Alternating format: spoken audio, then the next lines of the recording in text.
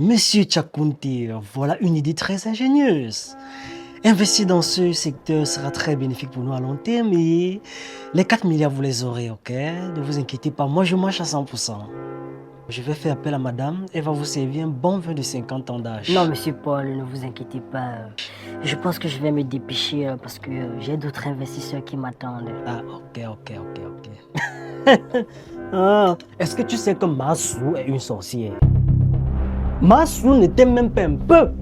Tu te rends compte que dernièrement, comme j'étais au village, la mère me dit que tu ne peux pas arriver au village. Tu rentres sans aller saluer la première femme de ton père. J'arrive chez Massou, je trouve Massou en train de faire les incantations sur ton nom. Jusqu'à convoquer les dieux de notre village, Sibafo, pour venir intervenir en sa faveur. J'ai dit à Massou que, mais Massou, pourquoi tu as trouvé quoi derrière les enfants de la troisième femme?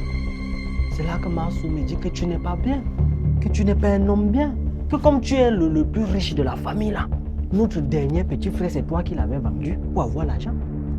Et que comme ça ne suffisait pas, que la condition même qu'on t'avait donnée, c'était que tu devais vendre ta progéniture, que c'est pour cette raison que tu n'as pas d'enfant aujourd'hui. Tu veux que je te dise quoi? Massou, elle n'est pas bonne même un peu. Voilà que Massou, c'est Massou qui me dit que ma pick-up que j'avais vendue dernièrement là, que c'est parce que tu m'avais donné 200 000. Les 200 000 que tu m'avais donné pour arranger le moteur comme ça avait coulé là. Que si aujourd'hui mes enfants ne font rien dans la vie, c'est à cause de toi. C'est parce que tu as sucé l'énergie de mes enfants. Comme mes enfants sont ici presque chaque week-end pour te rendre visite. Tu veux que je te dise quoi? J'ai seulement dit que non, je ne peux pas arriver en ville comme ça là. Je n'informe pas directement mon petit frère. Voici un conseil que je te donne, mon cher petit frère. Si tu arrives au village, on te dit que Massou t'appelle, n'entre pas dans sa maison. Parce qu'à l'instant que tu vas poser ton pied chez elle, le mboma va t'envaler. Est-ce que tu sais que le serpent qu'on avait l'habitude de voir quand on était petit, le serpent qui avait les anneaux autour du cou là, est-ce que tu sais que c'était le serpent de Massou? Comme elle avait seulement acheté le kamsi là, tu sais que ce n'est pas une véritable kamsi, non? Elle avait seulement acheté. On dit que c'est le serpent là, qu'elle dort avec le serpent là au cheveu du lit. Je te préviens. Ah. Un bon attendeur s'aligne. Massou, jusqu'à tu parles de Massou. Hey, pardon, la paix est bien.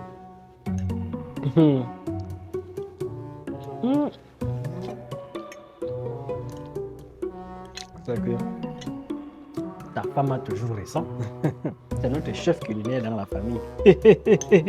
Jacqueline. Oui, mon amour. Oui, il faut offrir quelque chose à boire à mon grand frère. Et je fais comment, chérie? Je donne du 50 ans d'âge? Non, ça sera une insulte pour lui parce qu'il fait déjà les 50 ans, tu vois. Alors, il faut donner quelque chose qui reflète un peu la jeunesse. Ok. Et maman, même si c'est un vin nourrisson, tu donnes. L'essentiel, c'est que ça mousse. Je fais dans quoi? D'accord. Je fais dans quoi, Seigneur?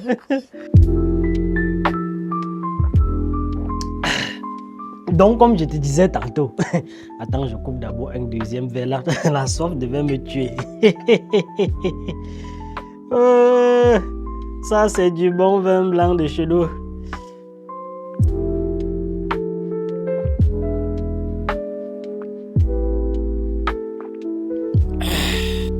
Faites très attention à Massou. Tu as compris, non?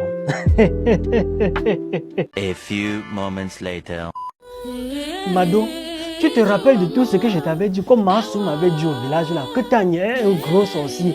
Tout à l'heure, j'étais chez lui, j'ai confirmé. Dès que je suis arrivé chez lui, j'ai mis seulement mon pied devant la porte comme ça, la chair de poule m'a pris comme ça là. On m'a donné même un riz qui n'était pas bien cuit. J'ai vendu ma pick-up comme ça là, à cause de 200 000 que Tanya m'avait donné. Un gros sorcier.